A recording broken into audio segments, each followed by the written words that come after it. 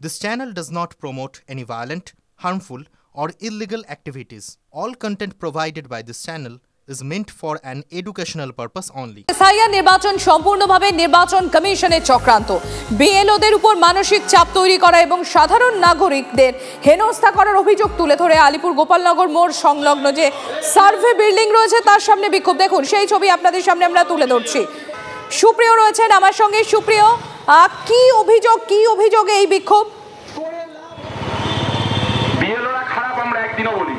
দেখো, বেশ কিছু অভিযোগ যেমন রয়েছে, বেশ কিছু দাবিও রয়েছে, আর এই সব কিছুকে সামনে রেখে একেবারে আলিপুর গোপালনগর মোড় সংলগ্ন সার্ভে বিল্ডিং দেখতে পাচ্ছ, সেই সার্ভে বিল্ডিং এর সামনে এই মুহূর্তে দক্ষিণ কলকাতা জেলা কংগ্রেসের যারা কর্মী সমর্থকেরা রয়েছে তারা কিন্তু বিক্ষোভ দেখাচ্ছেন এবং সেক্ষেত্রে তারা এই এসআইআর সম্পূর্ণটাই নির্বাচন কমিশনের চক্রান্ত, আর বিজেপি রাজনৈতিক স্বার্থে নির্বাচন কমিশনকে কাজে লাগিয়ে 2026-এর ভোটের আগে এই রাজ্যে এসআইআর কে কার্যকরী করতে চাইছে।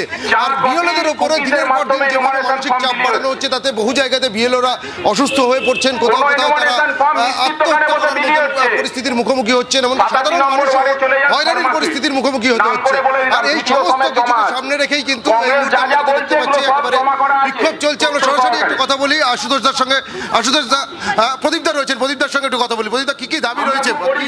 দেখুন, আমরা দাবি হচ্ছে বৈধ ভোটারদের নাম যেন বাদ না যায়, অবৈধ ভোটারের নাম যেন না ঢোকানো হয়। এটা গেল এক নম্বর।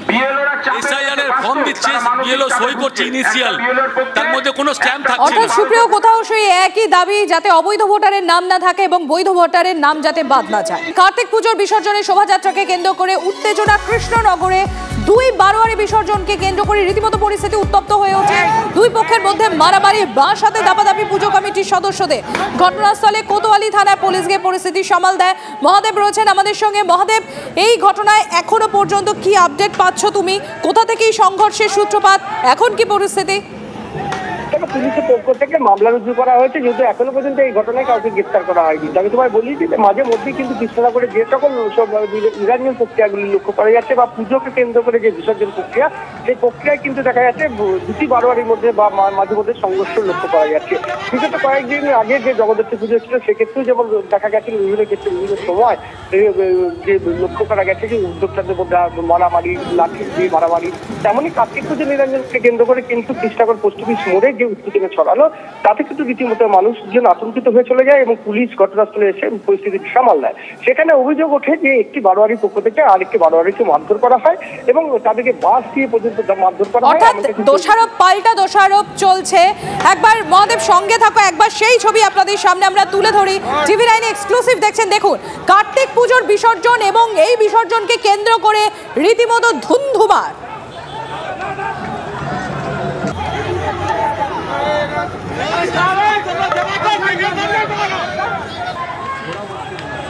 কোনো বিলে রাজ্যপাল সম্মতি না দিলে সেটি ফের বিধানসভায় ফেরত পাঠাতে হবে।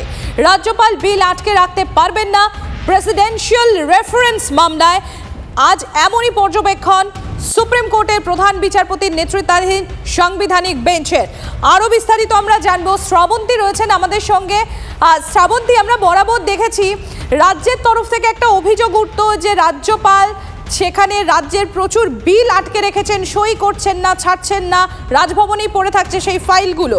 কিসের প্রেক্ষিতে সুপ্রিম নির্দেশ এই আজকের এই পর্যবেক্ষণ? সম্প্রতি গত 12 এপ্রিল তামিলনাড়ু সরকার একটি মামলা দায়ের করেছিল। সেই মামলার রায় ঘোষণা করতে গিয়ে এই ঐতিহাসিক মন্তব্য প্রধান বিচারপতির বেঞ্চে। শীর্ষ আদালতের পর্যবেক্ষণ, রাজ্যপাল এবং রাষ্ট্রপতিকে নির্দিষ্ট সময়ের মধ্যে বিল নিয়ে সিদ্ধান্ত নিতে হবে এবং সেটার জন্য 3 মাস সময় সীমা বেঁধে দেওয়ার নির্দেশ দেওয়া হয়েছে। কোনো বিলে রাজ্যপাল সম্মতি না দিলে সেটি ফের বিধানসভায় ফেরত পাঠাতে হবে। রাজ্যপাল বিল আটকে তা রাখতে পারবে না। প্রেসিডেন্সিয়াল রেফারেন্স মামলায় এই মন্তব্য আপাতত পর্যবেক্ষণ সুপ্রিম কোর্টের। ফলে কার্যত শুধুমাত্র এই রাজ্য নয়, এই রাজ্যে তো এরকম অভিযোগ রয়েছে। অনেক সময় শাসক দল এই অভিযোগ করে থাকেন। একই সঙ্গে বাদবাকি দেশের সর্বত্র রাজ্যপালরা যে সমস্ত বিল নিয়ে সিদ্ধান্ত নেন সেটা 3 মাসের মধ্যে নেওয়ার নির্দেশ দেওয়া হয়েছে। ধন্যবাদ শ্রাবন্তী।